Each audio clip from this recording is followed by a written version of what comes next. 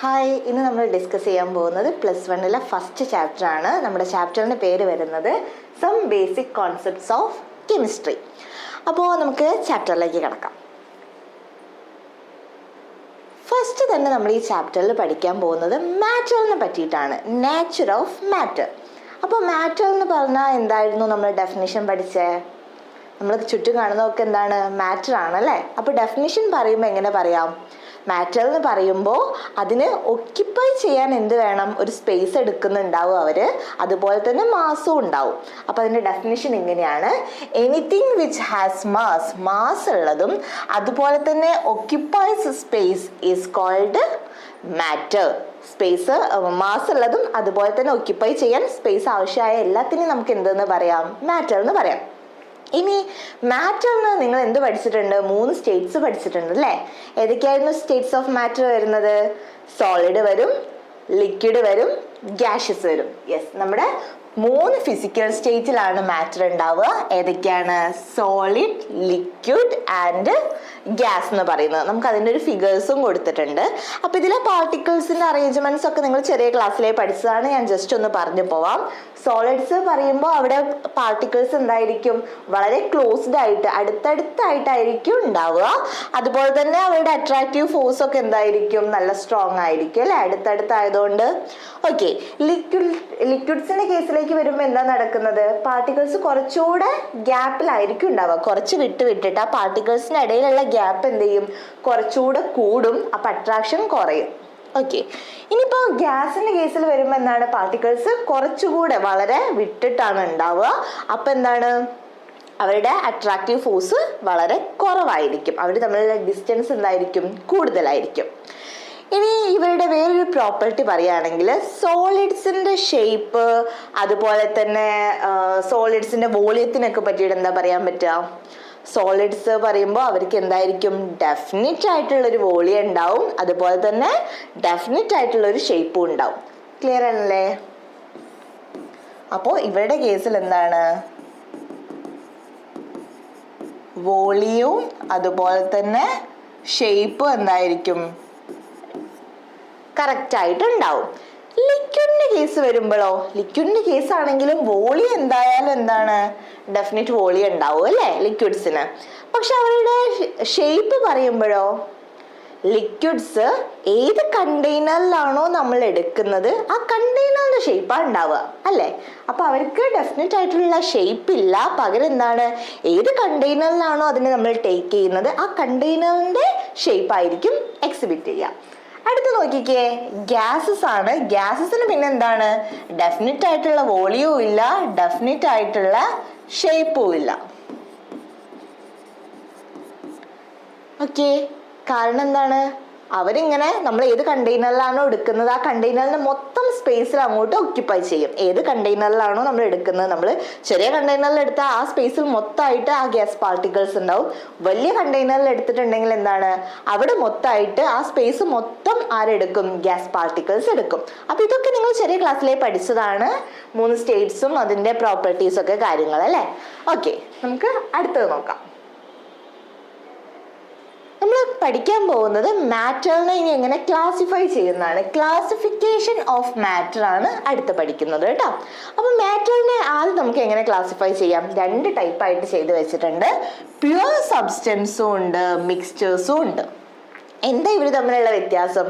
Pure സബ്സ്റ്റൻസും mixture എന്ന് വെച്ചിട്ടുണ്ടെങ്കിൽ, pure substance എന്ന് പറയുമ്പോൾ അതിലെ പാർട്ടിക്കിൾസ് ഒക്കെ ഒരു കൈൻഡ് ആയിരിക്കും, ഒരുപോലെ ഉള്ളതായിരിക്കും അല്ലേ. ഫോർ എക്സാമ്പിൾ നമ്മളിപ്പോൾ എന്താണ്? വാട്ടർ എടുത്തു. വാട്ടർ എന്താണ്? പ്യുവർ സബ്സ്റ്റൻസ് ആണ്. അത് മാത്രമേ, അതിൻ്റെ പാർട്ടിക്കിൾസ് മാത്രമേ ഉണ്ടാവുള്ളൂ. മിക്സ്ചർ എന്ന് പറയുമ്പോൾ എന്താണ്? അതിൽ 2 or more പ്യുവർ സബ്സ്റ്റൻസ് ഉണ്ടാവും. മിക്സ്ചർ എന്ന് പറയുമ്പോൾ നമ്മൾ അതിലേക്ക് എന്ത് ചെയ്യണം? ഒരാൾ മാത്രം പോരാ, 2 or more ആയിട്ടുള്ള എന്തുണ്ടാവും? പ്യുവർ സബ്സ്റ്റൻസ് അവിടെ ഉണ്ടാവും. ഒരാളെ മാത്രം എടുത്താൽ നമുക്ക് മിക്സ്ചർ പറയാൻ പറ്റൂല. ഓക്കെ, അപ്പോൾ ഒരുപാട് ഡിഫറെൻറ്റ് ടൈപ്പായിട്ടുള്ള പ്യുവർ സബ്സ്റ്റൻസുകൾ ആഡ് ചെയ്യുമ്പോഴാണ് നമുക്ക് എന്ത് കിട്ടുന്നത്? മിക്സ്ചർ കിട്ടുന്നത്. നിങ്ങളിപ്പോൾ ഈ പറയുന്ന ഷുഗർ സൊല്യൂഷൻ, വാട്ടറിലേക്ക് ഷുഗർ ആഡ് ചെയ്യുമ്പോൾ കിട്ടുന്നത്. ഓക്കെ, അങ്ങനെ ഷുഗറും വാട്ടറും കൂടെ ആഡ് ചെയ്ത് കിട്ടുമ്പോൾ അതെന്തായി? അതൊരു മിക്സ്ചറായി. ഓക്കെ, നേരെ തിരിച്ച് വാട്ടർ മാത്രം പറയുകയാണെങ്കിലാണ് എന്തെന്ന് പറയാ? പ്യുവർ സബ്സ്റ്റൻസ് എന്ന് പറയാം. അപ്പോൾ ഫസ്റ്റ് ക്ലാസിഫിക്കേഷൻ ക്ലിയർ ആണോ? മാറ്ററിനെ എങ്ങനെയാ ക്ലാസിഫൈ ചെയ്യുന്നത്? പ്യുവർ സബ്സ്റ്റൻസ് എന്നും അതുപോലെ തന്നെ മിക്സ്ചേഴ്സ് എന്നും. ഓക്കെ, നമുക്ക് ഫർദർ ക്ലാസിഫിക്കേഷൻ നോക്കാം. പ്യുവർ സബ്സ്റ്റൻസിനെ അഗെയിൻ ക്ലാസിഫൈ ചെയ്തിരിക്കുന്നത് എങ്ങനെയാണ്? എലമെന്റ് എന്നും കോമ്പൗണ്ട് എന്നും. പ്യുവർ സബ്സ്റ്റൻസിനെ നമ്മൾ again further classified into 2, element and compound. Element വെച്ചിട്ടുണ്ടെങ്കിൽ ഓക്കെ, നമ്മൾ ഈ പറയുന്ന ഹൈഡ്രജൻ അല്ലെങ്കിൽ ഓക്സിജൻ ഇതൊക്കെയാണ് എന്ത്? എലമെന്റ്, ആ ഒരു പാർട്ടിക്കിൾസ് മാത്രമുള്ളത് അല്ലേ? കോമ്പൗണ്ട് പറയുമ്പോൾ എന്തായിരിക്കും? ഒരു എലമെന്റ് മാത്രമല്ല, എലമെന്റുകൾ ജോയിൻ ചെയ്തിട്ടാണ് നമുക്ക് എന്ത് കിട്ടുക? കോമ്പൗണ്ട് കിട്ടുക. നിങ്ങൾ ഈ പറയുന്ന ഹൈഡ്രജനും ഓക്സിജനും ജോയിൻ ചെയ്തിട്ട് നമുക്ക് വാട്ടർ കിട്ടുന്നത്, അല്ലെങ്കിൽ കാർബണും ഓക്സിജനും കൂടെ കമ്പൈൻ ചെയ്തിട്ട് കാർബൺ ഡൈ ഓക്സൈഡ് കിട്ടുന്നത്, ഇതൊക്കെ എന്താണ്? കോമ്പൗണ്ടുകളാണ്. നേരെ തിരിച്ച് കാർബണിനെ മാത്രം, ഹൈഡ്രജനെ മാത്രം, ഓക്സിജൻ, ഇതൊക്കെ എന്താണ്? എലമെന്റ്സുകൾ. എലമെന്റ്സ് കമ്പൈൻ ചെയ്തിട്ട് നമുക്ക് എന്ത് കിട്ടുന്നു? കോമ്പൗണ്ട്സ് കിട്ടുന്നു. ക്ലിയർ ആണോ ഈ ഒരു ക്ലാസിഫിക്കേഷൻ? പ്യുവർ സബ്സ്റ്റൻസിന് എലമെന്റും കോമ്പൗണ്ടും ആക്കിയിട്ട് ക്ലാസിഫൈ ചെയ്തത്. ഓക്കെ, അടുത്ത് നോക്കിക്കേ, മിക്സ്ചറിന് പറഞ്ഞു അല്ലെ? മിക്സ്ചർ വെച്ചിട്ടുണ്ടെങ്കിൽ എന്താണ്? 2 or more പ്യുവർ സബ്സ്റ്റൻസുകൾ മിക്സ് ചെയ്തിട്ടാണ് മിക്സ്ചേഴ്സ് ഉണ്ടാവുക പറഞ്ഞു. അതിന്റെ ക്ലാസിഫിക്കേഷൻ വരുമ്പോൾ 2 ടൈപ്പ് ഉണ്ട്. ഹോമോജീനിയസും ഉണ്ട്, ഹെട്രോജീനിയസ് മിക്സ്ചറും ഉണ്ട്. നമ്മൾ ചെറിയ ക്ലാസ്സിലെ പഠിച്ചിട്ടുണ്ട്. ഹോമോ, ആ വേർഡിന്റെ തന്നെ മീനിങ് എന്താ വരുന്നത്? സിമിലർ, സെയിം ടൈപ്പ് എന്നുള്ളതാണ്. ഹെറ്ററോ എന്ന് പറയുമ്പോൾ ആ വേർഡിന്റെ മീനിങ് എന്താ വരുന്നത്? ഡിഫറെന്റ് ടൈപ്പ് ആണ് എന്നല്ലേ? അപ്പൊ ഒന്ന് ഓർത്ത് വെക്കുക.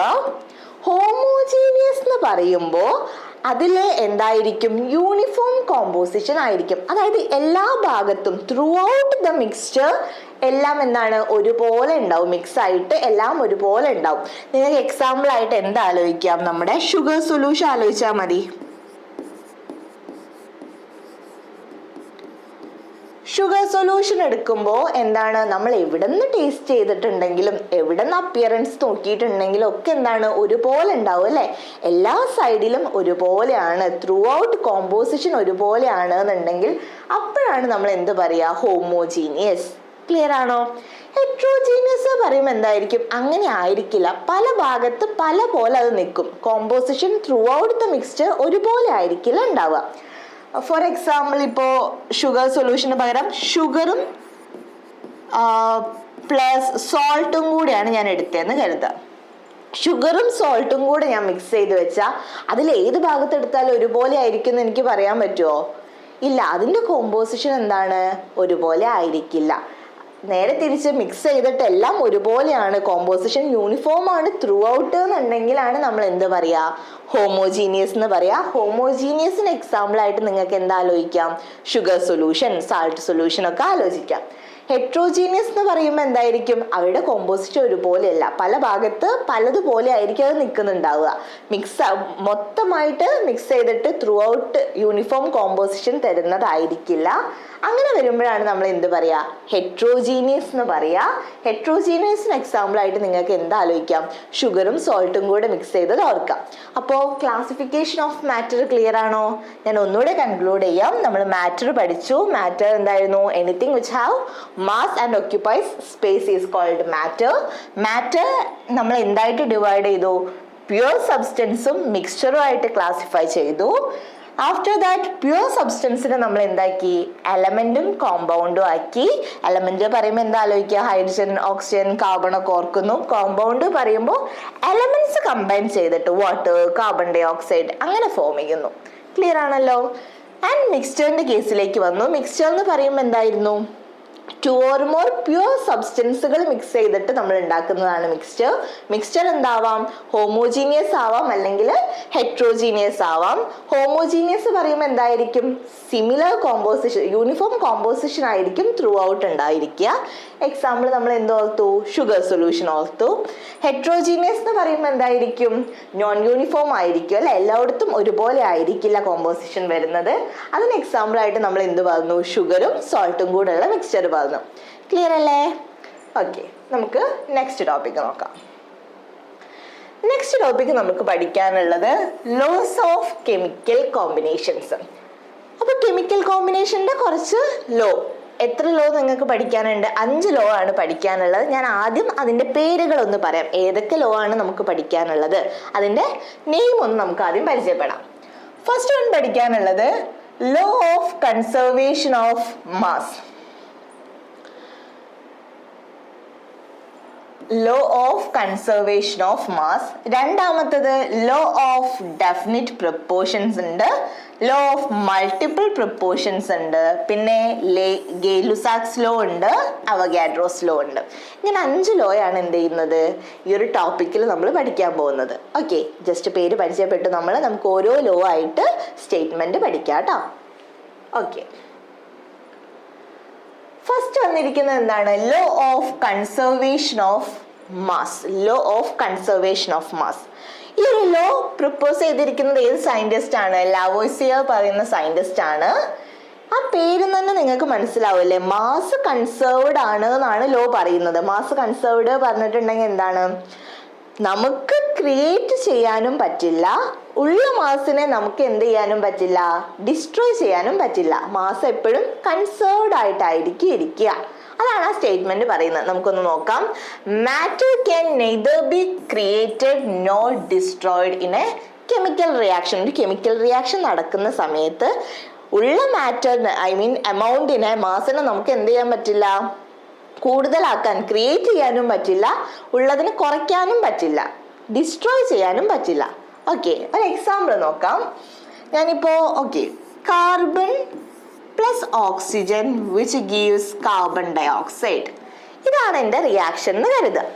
കാർബണിന്റെ മാസ് എത്രയാ വരിക? ഞാനിപ്പോ കൺസർവേഷൻ ഓഫ് മാസ് ആണ് കേട്ടോ നമ്മൾ പറയുന്നത്, മാസ് ആണ്. അപ്പൊ കാർബണിന്റെ മാസ് എത്രയാ വരിക? 12 ആണ് അല്ലേ?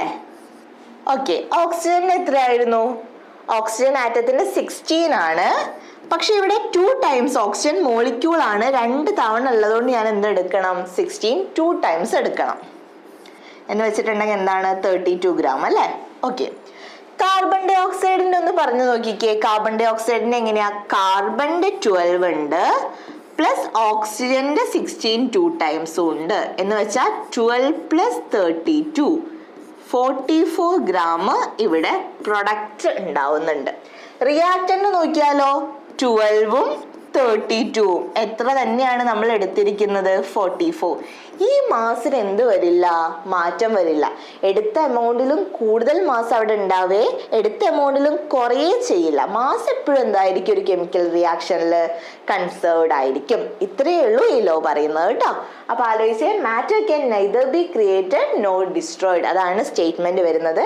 മാസിന്റെ കൺസർവേഷൻ പറയുമ്പോൾ ഇങ്ങനെ ആലോചിച്ച് വെക്കുക. ഒരു എക്സാമ്പിൾ കേട്ടോ.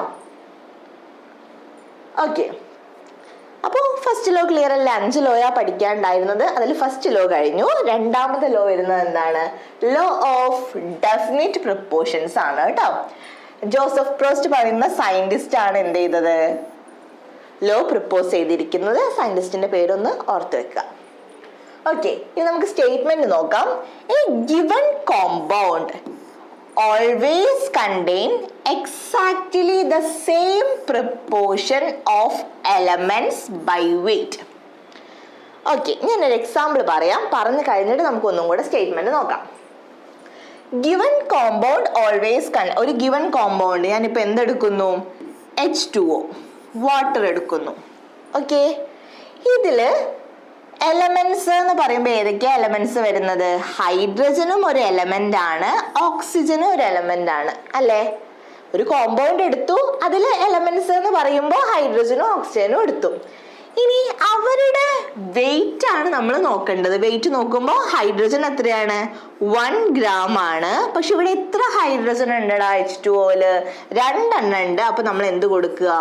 2 ടൈംസ് കൊടുത്തു. ഓക്സിജൻ നോക്കുമ്പോൾ ഒരൊറ്റ ഓക്സിജനേ ഉള്ളൂ, 16.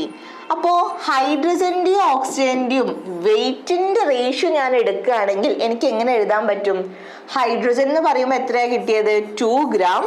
ഓക്സിജൻ എന്ന് പറയുമ്പോൾ എത്രയാ കിട്ടിയത്? 16 ഗ്രാം. അപ്പൊ ഇതിനെ സിംപ്ലസ്റ്റ് റേഷ്യോ ആക്കിയാൽ എനിക്ക് എന്ത് എഴുതാം? 1:8 എന്ന് കൊടുക്കാലോ. അപ്പൊ ഇതാണ് നമ്മുടെ സ്റ്റേറ്റ്മെന്റ് പറയുന്നത്. ഒരു കോമ്പൗണ്ട് എടുത്ത് അതിന്റെ എലമെന്റ്സിന്റെ വെയിറ്റ് വെച്ചിട്ട് എടുക്കുമ്പോൾ നമുക്ക് എപ്പോഴും ഒരു സിമ്പിൾ റേഷ്യോ കിട്ടുന്നുള്ളത്. ഒന്നുകൂടെ സ്റ്റേറ്റ്മെന്റ് നോക്കാം. A given compound always contains exactly the same proportions of elements by weight. Clear ആണല്ലോ? എന്തേ പറഞ്ഞിട്ടുള്ളൂ, നമ്മള് ഒരു കോമ്പൗണ്ട് എടുത്തു കഴിഞ്ഞാൽ അതിൽ എലമെന്റ്സിന്റെ വെയിറ്റ് എപ്പോഴും എന്തായിരിക്കും? സെയിം ആയിരിക്കും, സെയിം പ്രൊപ്പോർഷൻ ആയിരിക്കും ഉണ്ടാവുക. ക്ലിയർ അല്ലേ? അപ്പൊ നമ്മൾ 2 ലോ പഠിച്ചു കഴിഞ്ഞു. 3rd ലോയിലേക്ക് കിടക്കുകയാണ് കേട്ടോ. ഓക്കെ, അപ്പൊ 3ാമത്തെ ലോ വരുന്നത് എന്താണ്? ലോ ഓഫ് മൾട്ടിപ്പിൾ പ്രൊപ്പോർഷൻസ് ആണ്. ഡാൾട്ടൺ സയന്റിസ്റ്റ് ആണ് എന്ത് ചെയ്തത്? ഈ ലോ പ്രപ്പോസ് ചെയ്തിരിക്കുന്നത്. അപ്പൊ സ്റ്റേറ്റ്മെന്റ് നോക്കുന്നതിന് മുമ്പേ ഞാൻ എന്ത് ചെയ്യാം? എക്സാമ്പിൾ പറയാം. എക്സാമ്പിൾ പറഞ്ഞിട്ട് നമുക്ക് സ്റ്റേറ്റ്മെന്റ് വായിക്കുമ്പോൾ ഒന്നുകൂടെ ക്ലിയർ ആവും. ഞാനിപ്പോ 2 എലമെന്റ്സ് എടുക്കുന്നുണ്ട്.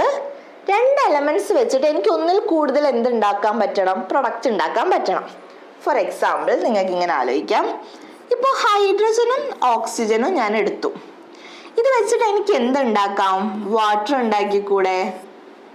ഓക്കെ, അപ്പൊ ഞാൻ എഴുതുമ്പോൾ H2 + ½ O2 എന്ന് കൊടുക്കുന്നു. Okay, water. ഇനി ഇതേ ഹൈഡ്രജനും ഓക്സിജനും വെച്ചിട്ട് തന്നെ മാമിന് എന്തും ക്രിയേറ്റ് ചെയ്യാൻ പറ്റും? ഹൈഡ്രജൻ പെറോക്സൈഡ് ഉണ്ടാക്കിക്കൂടെ? ക്ലിയർ? അപ്പോൾ എലമെന്റ്സ് എടുക്കുന്ന എലമെന്റ്സ് സെയിം ആണ് കേട്ടോ 2 കേസിലും. അത് വെച്ചിട്ട് കിട്ടുന്ന പ്രൊഡക്റ്റ് എന്താണ്? ഡിഫറെന്റ് ആണ്. ഇനി ഇതിന്റെ മാസസ് ഒന്ന് നോക്കാം നമുക്ക്. ഹൈഡ്രജൻ എന്ന് പറയുമ്പോൾ എന്താണ്? 1 gram ആണ്. 2 ഹൈഡ്രജൻ ഉള്ളതുകൊണ്ട് ടോട്ടൽ നമ്മൾ എന്തെന്ന് കൊടുത്തു? 2 gram. ഓക്സിജൻ നോക്കിക്കേ, ഒരു ഓക്സിജന്റെ എത്രയായിരുന്നു? 16 ആണ്. ഇവിടെ നമ്മൾ എന്താണ് അപ്പോ ½ O2 പറയുമ്പോൾ ഒരു ഓക്സിജൻ 16 എന്ന് കൊടുത്തു. ഡൗട്ട് ഇല്ലല്ലോ? ഓക്കെ, അടുത്ത് നോക്കുമ്പോൾ ഹൈഡ്രജൻ സിമിലർലി 2 ഹൈഡ്രജൻ ഉണ്ട്, 2 gram. ഓക്സിജൻ പക്ഷെ എന്താ വരുന്നത്? O2 ആണ് അല്ലേ? അപ്പൊ 16 2 times വരും, അതായത് ടോട്ടൽ 32 gram വരും. ഡൗട്ട് ഇല്ലല്ലോ മാസം എഴുതിയതില്? ഓക്കെ, നോക്കാം ഇനി ഇവരില്. ഓക്കെ, സ്റ്റേറ്റ്മെന്റിലേക്ക് കടക്കാം. ഇഫ് 2 elements, അതാണ് നമ്മൾ എന്തെടുത്തത്? ഹൈഡ്രജനോ ഓക്സിജനോ കേട്ടോ. can combine to form more than 1 compound. ഒന്നിൽ കൂടുതൽ കോമ്പൗണ്ട് ഉണ്ടാക്കാൻ പറ്റുക. 2 എലമെന്റ് എടുത്തു, ഹൈഡ്രജനും ഓക്സിജനും. അത് വെച്ചിട്ട് ഒന്നിൽ കൂടുതൽ, ഒരു വാട്ടറും കിട്ടുന്നുണ്ട് നമുക്ക്, ഹൈഡ്രജൻ പെറോക്സൈഡും കിട്ടുന്നുണ്ട്. അങ്ങനെ മോർ ദാൻ 1 കോമ്പൗണ്ട് മെയ്ഡ് ചെയ്യാൻ പറ്റുകയാണെങ്കിൽ masses of 1 element that combine with the fixed mass of the other element. അപ്പൊ ഇവിടെ ഏതാണ് ഫിക്സഡ് മാസ് ആയിട്ടുള്ളത്? ഹൈഡ്രജൻ ആണോ ഓക്സിജൻ ആണോ? നമ്മൾ നോക്കിയിട്ടുണ്ടെങ്കിൽ കാണാം ഹൈഡ്രജൻ എന്താണ് 2 കേസിലും 2 gram ആണ്. ഓക്സിജൻ നോക്കി ഒന്ന് 16 ആണ്, ഒന്ന് 32 ആണ്. അപ്പൊ ഈ ഫിക്സഡ് മാസ് ഉള്ളത് നമ്മുടെ എക്സാമ്പിളിൽ ആരാണ്? ഹൈഡ്രജൻ ആണ് അല്ലേ? അപ്പോ മാസ് ഓഫ് 1 element, അത് എലമെന്റ് ആരായിരിക്കും അപ്പോ എടുക്കുന്നത്? Oxygen. Are in the ratio of small whole number. അതായത് ഓക്സിജന്റെ മാസ് ഒന്ന് ആലോചിച്ചേ, നമ്മൾ 2 എലമെന്റ് എടുക്കും, ആ 2 എലമെന്റ് കമ്പൈൻ ചെയ്തിട്ട് ഒന്നിൽ കൂടുതൽ പ്രൊഡക്റ്റ് ഉണ്ടാവുക, കോമ്പൗണ്ട് ഫോം ചെയ്യുക. അത് എക്സാമ്പിൾ നമ്മൾ കാണിച്ചു. വാട്ടറും ഉണ്ടാവുന്നുണ്ട്, H2O2 ഉണ്ടാവുന്നുണ്ട്. ഈ 2 കേസിലും ഒരു എലമെന്റിന്റെ മാസ് ഫിക്സഡ് ആണ് എന്നാ പറയുന്നത്. ഏതാ ഇവിടെ ഫിക്സഡ് ആക്കി ഉള്ളത്? ഹൈഡ്രജൻ. ഹൈഡ്രജൻ 2 കേസിലും എന്താണ്? 2 gram ആണ്. അപ്പോ ഫിക്സഡ് അല്ലാത്ത മറ്റേ എലമെന്റ് അതാണ് ആര്? അത് എലമെന്റ് ആണ് ഓക്സിജൻ. ഓക്സിജന്റെ മാസ് എപ്പോഴും എന്തായിരിക്കും പറയുന്നത്? Small whole numbers. ഇവിടെ ഓക്സിജൻ എത്രയാണ്? 16 ആണ് ഗ്രാം വരുന്നത്. മറ്റോടത്ത് എന്താണ്? ഹൈഡ്രജൻ പെറോക്സൈഡിന്റെ കേസിൽ എത്രയാണ്? 32 ആണ് വരുന്നത്. അപ്പോ ഇവരെപ്പോഴും എന്തായിരിക്കും? 1:2. അങ്ങനെ ഒരു സിമ്പിൾ ഹോൾ നമ്പർ റേഷ്യോ ആയിരിക്കും കാണിക്കാന്ന്. ക്ലിയർ ആണോ? ഒന്നുകൂടെ ഓർത്ത് വെക്കുക. നമുക്ക് ഒന്നും കൂടെ എന്ത് ചെയ്യാം? സ്റ്റേറ്റ്മെന്റ് വായിച്ചു നോക്കാം. ഇഫ് 2 elements, ആ 2 element ആയിരുന്നു നമ്മൾ എടുത്ത ഹൈഡ്രജനും ഓക്സിജനും, can combine to form more than one compound. ഒന്നിൽ കൂടുതൽ കോമ്പൗണ്ട് ഉണ്ടാവുക. അതായിരുന്നു നമ്മൾ പറഞ്ഞ എക്സാമ്പിളിൽ വാട്ടറും ഹൈഡ്രജൻ പെറോക്സൈഡും. അപ്പോൾ masses of one element that combine with a fixed mass of other element. mass of one element ആയിട്ടാണ് നമ്മൾ ഓക്സിജനെ പറയുന്നത് കേട്ടോ. that combine with a fixed mass. ഇവിടെ ഫിക്സഡ് മാസ് ആയി വന്നത് ആരാണ്? ഹൈഡ്രജന്റെ ആണ്. അപ്പോൾ ഈ എലമെന്റിന്റെ ഓക്സിജന്റെ എന്താ വരിക? എപ്പോഴും കണ്ടെയ്ൻ ചെയ്യുക സ്മോൾ ഹോൾ നമ്പർ റേഷ്യോയിലായിരിക്കും. ഓക്സിജന്റെ മാസ് നോക്കുമ്പോൾ ഒന്നിൽ 16 ആയിരുന്നു, ഒന്നിൽ 32 ആണ്. അപ്പൊ റേഷ്യോ എടുക്കുമ്പോൾ എന്ത് വരും? 1:2 എന്ന് വരും. ക്ലിയർ അല്ലേ? ഓക്കെ. അപ്പോൾ അടുത്ത ലോയിലേക്ക് കിടക്കാം നമുക്ക്. അടുത്ത ലോ പറയുന്നത് എന്താണ്? Gay Lussac's law. ആ പേരിൽ തന്നെ ഉണ്ട് ആ സയന്റിസ്റ്റിന്റെ പേര്. സയന്റിസ്റ്റിന്റെ പേര് വെച്ചിട്ട് തന്നെയാണ് എന്ത് ലോന്റെ നെയിം വരുന്നത്. അപ്പൊ അത് പ്രത്യേകമായിട്ട് നിങ്ങൾക്ക് ഓർക്കേണ്ടി വരുമല്ലോ. നോക്കിക്കേ, സ്റ്റേറ്റ്മെന്റ് ഇത്രയേ പറയുന്നുള്ളൂ.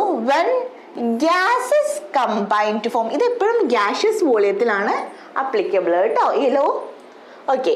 When gases combine or are produced in a chemical reaction, they do so in a simple ratio by volume provided all gases are at the same temperature and pressure. Okay. ഇപ്പൊ ആലോചിക്കാം, ഞാൻ example വാട്ടറിനെ എടുക്കുന്നു. ഹൈഡ്രജനും ഓക്സിജനും combine ചെയ്തിട്ട് water produce ചെയ്യുന്നു എന്ന് കരുതുക. അപ്പൊ ഹൈഡ്രജൻ ഞാനിപ്പോ ഒരു 100 ml ആണ് എടുത്തതെന്ന് കരുതുന്നു. ഓക്സിജൻ ഒരു 50 ml കൊടുത്തു. ഓക്കെ. ഇവരെന്താണ്? ഗ്യാസസ് അല്ലേ, ഹൈഡ്രജനും ഓക്സിജനും. ഓക്കെ. നോക്കിക്കേ, അപ്പോ വോളിയം നോക്കുമ്പോൾ ഹൈഡ്രജൻ ഗ്യാസിന്റെ വോളിയം എത്രയാ വരുന്നത്? 100 ml. ഓക്സിജന്റെ വോളിയം എത്രയാ വരുന്നത്? 50 ml. ഈ വോളിയത്തിന്റെ റേഷ്യോ എടുത്താൽ നമുക്ക് എങ്ങനെ എഴുതാൻ പറ്റും? 100:50 വെച്ചിട്ടുണ്ടെങ്കിൽ നമുക്ക് എന്ത് പറയാം? സിംപ്ലിഫൈ ചെയ്തിട്ട് 2:1. ഓക്കെ. അപ്പൊ അവര് കണ്ടെയ്ൻ ചെയ്യുന്ന റേഷ്യോ ഇതെന്തായിരിക്കും പറയുന്നത്? ഒരു സിമ്പിൾ റേഷ്യോ ആയിരിക്കും വോളിയം നോക്കുന്ന സമയത്ത്. അതാണ് നമ്മുടെ ഗേ-ലുസാക്ക് ലോന്റെ സ്റ്റേറ്റ്മെന്റ് വരുന്നത്. ഓക്കെ. നെക്സ്റ്റ്, അതാണ് നമ്മുടെ ലാസ്റ്റ് ലോ കേട്ടോ. Avogadro's law. സയന്റിസ്റ്റിന്റെ പേര് വെച്ചിട്ട് തന്നെയാണ് പറയുന്നത്. അവഗാഡ്രോ പറഞ്ഞ സയന്റിസ്റ്റ് ആണ് ലോ പ്രപ്പോസ് ചെയ്തിരിക്കുന്നത്. സ്റ്റേറ്റ്മെന്റ് നോക്കാം. Equal volumes of all gases at the same temperature and pressure should contain equal number of molecules. അതായത് ഈക്വൽ വോളിയം, ഒരേ അളവില് ഒരേ വോളിയത്തില് ഞാൻ ഏതെടുത്തിട്ടുണ്ടെങ്കിലും അതിലെന്തായിരിക്കും? ഈക്വൽ നമ്പർ ഓഫ് മോളിക്യൂൾസ് ആയിരിക്കും കണ്ടെയ്ൻ ചെയ്യുന്നതെന്ന്. ഫോർ എക്സാമ്പിൾ, ഞാനിപ്പോ 1 ലിറ്റർ ഓക്സിജൻ എടുത്താലും 1 ലിറ്റർ ഹൈഡ്രജൻ എടുത്താലും ഇതിൽ രണ്ടിലും കണ്ടെയ്ൻ ചെയ്യുക എന്തായിരിക്കും? ഈക്വൽ നമ്പർ ഓഫ് മോളിക്യൂൾസ് ആയിരിക്കും. ഇതിലിപ്പോ 5 മോളിക്യൂൾസ് ഉണ്ടെങ്കിൽ ഇതിലും എന്താ വരിക? 5 മോളിക്യൂൾസ് തന്നെയായിരിക്കും വരിക. ക്ലിയർ ആണോ? ഈക്വൽ വോളിയം ഏത് ഗ്യാസ് എടുത്തിട്ടുണ്ടെങ്കിലും അവരില് equal number of particles molecules ആയിരിക്കും അതിൽ എന്തായിട്ട് കണ്ടെയ്ൻ ചെയ്തിട്ടുണ്ടാവുക. സിമ്പിൾ അല്ലേ? ഒന്നുകൂടെ നമുക്ക് സ്റ്റേറ്റ്മെന്റ് നോക്കാം. Equal volume of all gases. ഏത് ഗ്യാസ് ഈക്വൽ വോളിയം എടുത്താലും അവർ കണ്ടീഷൻ ഉണ്ട്, സെയിം ടെമ്പറേച്ചറിലും സെയിം പ്രഷറിലും ആണ് കേട്ടോ. Should contain equal number of molecule. Equal number of molecules ആയിരിക്കും അവർ കണ്ടെയ്ൻ ചെയ്യുക. ഓക്കെ. അപ്പൊ ഇത്രയാണ് നമ്മൾ പഠിച്ച 5 ലോ. ക്ലിയർ അല്ലേ? ഓക്കെ. ഇനി നമ്മൾ പഠിക്കാൻ പോകുന്നത് അടുത്തൊരു ഫ്രഷ് ടോപ്പിക് ആണ്, ഡാൽട്ടൺസ് അറ്റോമിക് തിയറി. ഡാൽട്ടൺ എന്ന് പറഞ്ഞ സയന്റിസ്റ്റ്, അയാൾ പ്രപ്പോസ് ചെയ്ത അറ്റോമിക് തിയറിയാണ് പഠിക്കാൻ പോകുന്നത് കേട്ടോ. അതിൽ മെയിൻ ആയിട്ട് 4 പോസ്റ്റുലേറ്റ്സ് ആണ് നമുക്ക് പറയാനുള്ളത്. ഫസ്റ്റ് പോസ്റ്റുലേറ്റ് എന്ന് പറയുന്നത് matter consist of indivisible atoms. നിങ്ങൾക്കറിയാം ആറ്റംസ് ആണ് ഏറ്റവും ചെറുതല്ലേ. ആറ്റംസിനെ പിന്നെ നമുക്ക് ഡിവൈഡ് ചെയ്ത് ചെറുതാക്കാൻ പറ്റുമോ? ഇല്ല. ആറ്റംസ് ആണ് ബേസിക് ബിൽഡിംഗ് ബ്ലോക്ക് ഏറ്റവും സ്മോളസ്റ്റ് ആയിട്ട് വരുന്നത്. അപ്പോൾ മാറ്ററിൽ കണ്ടെയ്ൻ ചെയ്യുന്നത്, മാറ്റർ എന്തുകൊണ്ടാണ് മേഡപ്പ് ആക്കിയിരിക്കുന്നത്? ഇങ്ങനെയുള്ള ആറ്റംസ് കൊണ്ടിട്ടാണ്. അതിനെ പിന്നെ നമുക്ക് ആ ആറ്റംസിനെ എന്ത് ചെയ്യാൻ പറ്റില്ല? ഡിവൈഡ് ചെയ്യാൻ പറ്റില്ല. അപ്പോൾ ഇൻഡിവിസിബിൾ ആയ, ഇനി ഡിവൈഡ് ചെയ്യാൻ പറ്റാത്ത ആറ്റംസ് കൊണ്ടിട്ടാണ് എന്തുണ്ടാക്കിയിരിക്കുന്നത്? മാറ്റർ മേഡപ്പ് ചെയ്തിരിക്കുന്നത്. അതാണ് first point. First point doubt ഒന്നും ഇല്ലല്ലോ. Matter consist of indivisible atoms. രണ്ടാമത്തെ പോയിന്റ് നോക്കാം. All atoms of a given element have identical properties including identical mass. അതായത് ഞാനിപ്പോൾ ഹൈഡ്രജൻ എടുത്തു വിചാരിക്കും. ഞാൻ എപ്പോൾ ഹൈഡ്രജൻ എടുത്തിട്ടുണ്ടെങ്കിലും എന്താ നടക്കുക? അതിലുള്ള പാർട്ടിക്കിൾസ് ഒക്കെ എന്തായിരിക്കും? ഐഡന്റിക്കൽ ആയിരിക്കും. അവരുടെ പ്രോപ്പർട്ടീസും ഐഡന്റിക്കൽ ആയിരിക്കും, മാസും ഐഡന്റിക്കൽ ആയിരിക്കും. ഹൈഡ്രജൻ എന്ന് പറഞ്ഞ എലമെന്റ് നോക്കിയിട്ടുണ്ടെങ്കിൽ അതിലെ എല്ലാ പാർട്ടിക്കിൾസും എന്തായിരിക്കും? ഐഡന്റിക്കൽ പ്രോപ്പർട്ടീസും കാണിക്കും, ഐഡന്റിക്കൽ മാസും കാണിക്കും. ഇനിയിപ്പോൾ ഞാൻ ഓക്സിജൻ എടുത്തു എന്ന് കരുതുക. ഓക്സിജനിലെ പാർട്ടിക്കിൾസ് എന്തായിരിക്കും? അതുപോലെ തന്നെ ഓക്സിജനിലെ പാർട്ടിക്കിൾസ് ഐഡന്റിക്കൽ ആയിരിക്കും. ക്ലിയർ? നേരെ തിരിച്ച് ഇവര് രണ്ടുപേരുടെ പാർട്ടിക്കിൾസും എന്തായിരിക്കില്ല? ഒരുപോലെ ആയിരിക്കില്ല. പോയിന്റ് ആലോചിക്കുക. ഒരു എലമെന്റിലെ പാർട്ടിക്കിൾ, ഹൈഡ്രജനിലെ പാർട്ടിക്കിൾസ് ഒക്കെ എന്തായിരിക്കും? ഐഡന്റിക്കൽ ആയിരിക്കും. ഓക്സിജൻ എടുത്ത് നോക്കിയിട്ടുണ്ടെങ്കിൽ ഓക്സിജനിലെ പാർട്ടിക്കിൾ ഒക്കെ ഇതുപോലെ തന്നെ ഐഡന്റിക്കൽ പ്രോപ്പർട്ടി, ഐഡന്റിക്കൽ മാസ് ഒക്കെ കാണിക്കുന്നതായിരിക്കും. പക്ഷെ ഡിഫറെന്റ് എലമെന്റ്സിന്റെ പാർട്ടിക്കിൾസ് ഒരിക്കലും ഒരുപോലെ വരില്ല. ഹൈഡ്രജനിൽ ഉള്ളതുപോലെ ആയിരിക്കില്ല പ്രോപ്പർട്ടീസും മാസും ഒന്നും ഓക്സിജനിലെ പാർട്ടിക്കിളിന് ഉണ്ടാവുക. അതാണ് നമ്മുടെ പോയിന്റ്. അപ്പോ ഒരു ഗിവൺ എലമെന്റിന് എന്തായിരിക്കും? ഐഡന്റിക്കൽ പ്രോപ്പർട്ടീസും ഐഡന്റിക്കൽ മാസും ഒക്കെ ഉണ്ടായിരിക്കും. പക്ഷെ ഡിഫറെന്റ് എലമെന്റ് ആണെങ്കിൽ അവരുടെ മാസൊക്കെ എന്തായിരിക്കും? ഡിഫറെന്റും ആയിരിക്കും. സെയിം എലമെന്റ് ആണെങ്കിൽ ഐഡന്റിക്കൽ ആയിരിക്കും. അതല്ല ഡിഫറെന്റ് ആണെങ്കിൽ എന്തായിരിക്കും? ഡിഫറെന്റ് ആയിട്ടുള്ള പ്രോപ്പർട്ടീസും ഡിഫറെന്റ് ആയിട്ടുള്ള മാസൊക്കെയാണ് വരിക.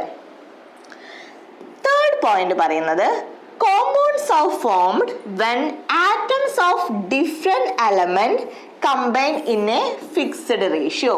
അതായത് ആറ്റംസ് ഓഫ് ഡിഫറെന്റ് എലമെന്റ് പറയുമ്പോൾ ഒന്ന് കാർബണിന്റെ ആറ്റം എടുക്കുന്നു, അല്ലെങ്കിൽ എന്താണ് ഓക്സിജന്റെ ആറ്റംസ് രണ്ടെണ്ണം എടുക്കുന്നു. അപ്പോഴാണ് എന്ത് ഫോം ചെയ്യുന്നത്? കാർബൺ ഡൈ ഓക്സൈഡ് എന്ന് പറഞ്ഞൊരു കോമ്പൗണ്ട് ഫോം ചെയ്യുന്നത്. ക്ലിയർ ആണോ? അപ്പോൾ ഒരു കോമ്പൗണ്ട് ഫോം ചെയ്യുക എപ്പോഴാണ്? ഡിഫറെന്റ് എലമെന്റ്സിന് എടുക്കുക. അവരെന്ത് ചെയ്യുക? ഫിക്സഡ് റേഷ്യോയിൽ എന്ത് ചെയ്യുമ്പോൾ ഒരു കാർബണും രണ്ട് ഓക്സിജനും അങ്ങനെ ഒരു ഫിക്സഡ് റേഷ്യോയിൽ കമ്പൈൻ ചെയ്യുമ്പോഴാണ് കാർബൺ ഡൈ ഓക്സൈഡ് പറഞ്ഞൊരു കോമ്പൗണ്ട് ഫോം ചെയ്യുക. അല്ലെങ്കിൽ രണ്ട് ഹൈഡ്രജനും ഒരു ഓക്സിജനും കമ്പൈൻ ചെയ്യുമ്പോഴാണ് നമുക്ക് വാട്ടർ മോളിക്യൂൾ കിട്ടുന്നത്. അങ്ങനെയാണ് കോമ്പൗണ്ട്സ് ഫോം ചെയ്യുന്നതെന്നാണ് നമ്മുടെ തേർഡ് പോസ്റ്റുലേറ്റ് പറയുന്നത്. ലാസ്റ്റ് വൺ നോക്കിക്കേ. Chemical reactions involve reorganization of atoms. These are neither created nor destroyed in a chemical reaction. നമ്മളൊരു കെമിക്കൽ റിയാക്ഷൻ നടക്കുമ്പോൾ ഈ റീഓർഗനൈസേഷൻ ആണ് നടക്കുന്നത്. ഫോർ എക്സാമ്പിൾ നിങ്ങളിപ്പോൾ എഴുതുകയാണെങ്കിൽ ഹൈഡ്രോക്ലോറിക് ആസിഡും NaOH കൊടുത്തു. ഞാൻ ജസ്റ്റ് ഏതെങ്കിലും ഒരു സിമ്പിൾ ആലോചിച്ചാൽ മതി കേട്ടോ. ഇതിൽ Naയും Clഉം കൂടെ കമ്പൈൻ ചെയ്തിട്ട് നിങ്ങൾക്ക് സോൾട്ട് എന്ത് കിട്ടും? NaCl കിട്ടും. ഹൈഡ്രജനും OHും കൂടെ കമ്പൈൻ ചെയ്തിട്ട് നിങ്ങൾക്ക് എന്ത് കിട്ടും? വാട്ടർ കിട്ടും അല്ലേ? നിങ്ങൾക്ക് അറിയുന്ന റിയാക്ഷൻ അല്ലേ? Neutralisation reaction. ആസിഡും ബേസും റിയാക്ട് ചെയ്ത് സോൾട്ടും വാട്ടറും കിട്ടുന്നു. അപ്പോൾ ഇതിൽ എന്താ നടക്കുന്നത്? ബേസിക്കലി റീഓർഗനൈസേഷൻ ആണ്. അങ്ങോട്ടും ഇങ്ങോട്ടും അവർ അറേഞ്ച്മെന്റ്സ് ആണ് മാറിയത്. അല്ലാതെ നമ്മൾ എന്താവുന്നില്ല, പുതിയൊരു മാസം അവിടെ ക്രിയേറ്റ് ചെയ്യുന്നോ ഡിസ്ട്രോയ് ചെയ്യുന്നോ ഒന്നുമില്ല. ടോട്ടൽ ഉള്ളതൊക്കെ എന്താണ്? റിയാക്റ്റൻസ്, എണ്ണവും കാര്യങ്ങളൊക്കെ സെയിം ആയിരിക്കും. ജസ്റ്റ് റീഓർഗനൈസേഷൻ മാത്രമാണ് നടക്കുന്നത്. ഉള്ള ഒരു എലമെന്റിനെ നമ്മൾ എന്ത് ചെയ്യുന്നില്ല? ഡിസ്ട്രോയ് ചെയ്ത് കളയുന്നുമില്ല. പുതിയ എന്തെങ്കിലും എലമെന്റിനെ ഇതിലേക്ക് ആഡ് ആക്കുന്നുമില്ല. റീഓർഗനൈസേഷൻ ആണ് കെമിക്കൽ റിയാക്ഷനിൽ നടക്കുന്നത്. പോയിന്റ് ഓർക്കുക. Chemical reactions involve reorganisation of atoms. These are neither created nor destroyed in A chemical reactions. Clear അല്ലേ? അപ്പൊ ഈ നാലെണ്ണാണ് എന്ത് വരുന്നത്? ഡാൾട്ടൺസ് അറ്റോമിക് തിയറിയിൽ വരുന്ന പോസ്റ്റുലേറ്റ്സ്. ഓക്കെ, നെക്സ്റ്റ് ടോപ്പിക്കിലേക്ക് കിടക്കാം.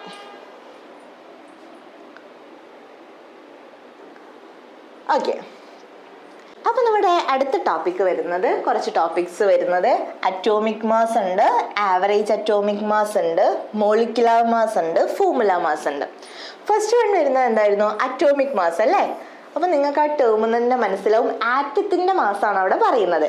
ആറ്റത്തിന്റെ മാസം എന്ന് പറയുമ്പോൾ നമുക്ക് എങ്ങനെ പറയാം? ഇപ്പോൾ ഫോർ എക്സാമ്പിൾ ഹൈഡ്രജന്റെ കേസ് ആണെങ്കിൽ നമ്മൾ എന്ത് പറയും? 1 AMU എന്നൊക്കെ പറയും അല്ലെ? AMU എന്ന് വെച്ചിട്ടുണ്ടെങ്കിൽ ഓർത്ത് വെക്കുക, അറ്റോമിക് മാസ് യൂണിറ്റ് ആണ് കേട്ടോ.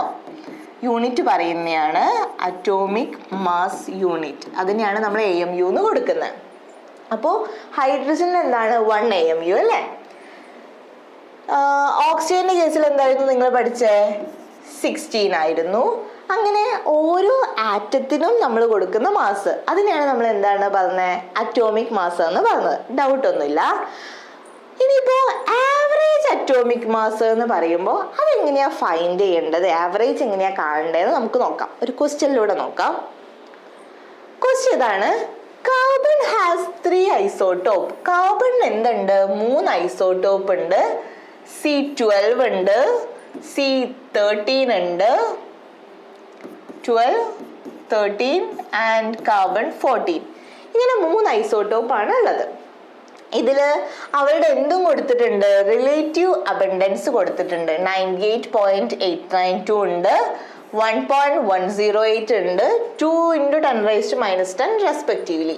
അതായത് കാർബൺ 12 എന്താ കണ്ടെയ്ൻ ചെയ്യുന്നത്? അബണ്ടൻസ് 98.892. കാർബൺ 13 ആണെങ്കിലോ 1.108 ആണ് അതിന്റെ റിലേറ്റീവ് അബണ്ടൻസ് വരുന്നത്.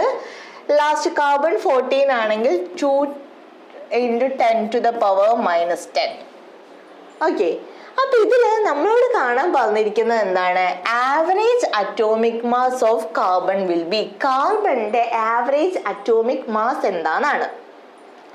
അപ്പൊ നോക്കിക്കേ, നമുക്കറിയാം 98.892 ആണ് റിലേറ്റീവ് അബണ്ടൻസ് അല്ലേ? അപ്പൊ ഇതിന്റെ ആവറേജ് കാണാൻ വേണ്ടി നിങ്ങൾ ചെയ്യേണ്ടത് 98.892 by 100 ചെയ്യണം. വിത്ത് ഇതിന് എന്തുകൊണ്ടാണ് മൾട്ടിപ്പിൾ ചെയ്യേണ്ടത്? 12 എന്ന് പറഞ്ഞിട്ടുള്ള മാസം ഉണ്ട്. നിങ്ങൾ മൾട്ടിപ്ലൈ ചെയ്തിട്ട് by 100 എന്ന് ആലോചിച്ചാലും മതി. 98.892 ആണ് അതിന്റെ റിലേറ്റീവ് അബണ്ടൻസ്. 12 ആണ് കാർബണിന്റെ മാസ് വന്നിരിക്കുന്നത്. ഡിവൈഡഡ് ബൈ എന്ത് കൊടുത്താൽ മതി? 100 കൊടുത്താൽ മതി. അപ്പോൾ ഈ ഒരു ടേമിന്റെ നമുക്ക് കിട്ടി. അടുത്ത ഐസോട്ടോപ്പ് ആരാ? അടുത്ത ഐസോട്ടോപ്പ് വന്നിരിക്കുന്നത് കാർബൺ 13 ആണ്. അപ്പൊ സിമിലർ വേയിൽ എങ്ങനെ ചെയ്യാം? നമുക്ക് 1.108 × 13/100 എന്ന് വരും അല്ലേ? ഓക്കെ, നെക്സ്റ്റ് ടേം എന്താ വന്നിരിക്കുന്നത്? 2 × 10⁻⁻10 ആണ് റിലേറ്റീവ് അബണ്ടൻസ് വന്നിരിക്കുന്നത്. ഏതിന്റെ? കാർബൺ 14 ആണ് വന്നിരിക്കുന്നത്. അപ്പോൾ ഇതെല്ലാം കൂടെ ആഡ് ചെയ്താൽ നമുക്ക് എന്ത് കിട്ടും? ആവറേജ് കിട്ടും. ക്ലിയർ ആണോ? അപ്പോൾ ഓരോന്നിന്റെ റിലേറ്റീവ് അബണ്ടൻസ് കൊടുക്കുക, ഐസോട്ടോപ്പ് വരുമ്പോൾ അതിന്റെ മോളിക്കുലർ മാസ് കൊടുക്കുക, ഡിവൈഡഡ് ബൈ 100 കൊടുക്കുക. അങ്ങനെ 3 ഐസോട്ടോപ്പിന്റെയും കൂടെ ചെയ്താൽ നമുക്ക് എന്ത് കിട്ടും? ആവറേജ് കിട്ടും. അപ്പൊ നമ്മൾ ഇതിന്റെ കാൽക്കുലേഷൻസ് ചെയ്ത് കംപ്ലീറ്റ് ആക്കി കഴിഞ്ഞാൽ നിങ്ങൾക്ക് മനസ്സിലാവും ഇതിന്റെ ഫൈനൽ ആൻസർ വരുന്നത് എന്തായിരിക്കും? 12.011 U ആയിരിക്കും. യു എന്ന് കൊടുക്കാൻ കാരണം ഞാൻ നേരത്തെ AMU എന്ന് പറഞ്ഞല്ലോ, അറ്റോമിക് മാസ് യൂണിറ്റിൻ്റെത്. അതിനെ യൂണിഫൈഡ് മാസ് എന്നായിട്ട് നമ്മൾ സിംപ്ലസ്റ്റ് ആക്കിയിട്ടാണ് ഇപ്പൊ യൂസ് ചെയ്യുന്നത് കേട്ടോ. അപ്പൊ നിങ്ങൾ ജസ്റ്റ് യു എന്ന് പുട്ട് ചെയ്താലും മതി. ക്ലിയർ ആണോ? അപ്പൊ ഇങ്ങനെയാണ് നമ്മൾ എന്ത് കണ്ടുപിടിക്കുക? ആവറേജ് അറ്റോമിക് മാസ് കണ്ടുപിടിക്കുക. അപ്പൊ നമ്മൾ അറ്റോമിക് മാസ് എന്താണെന്ന് നോക്കി, ആവറേജ് അറ്റോമിക് മാസ് എന്താണെന്ന് നോക്കി. അടുത്ത ടോപ്പിക്ക് നോക്കാം.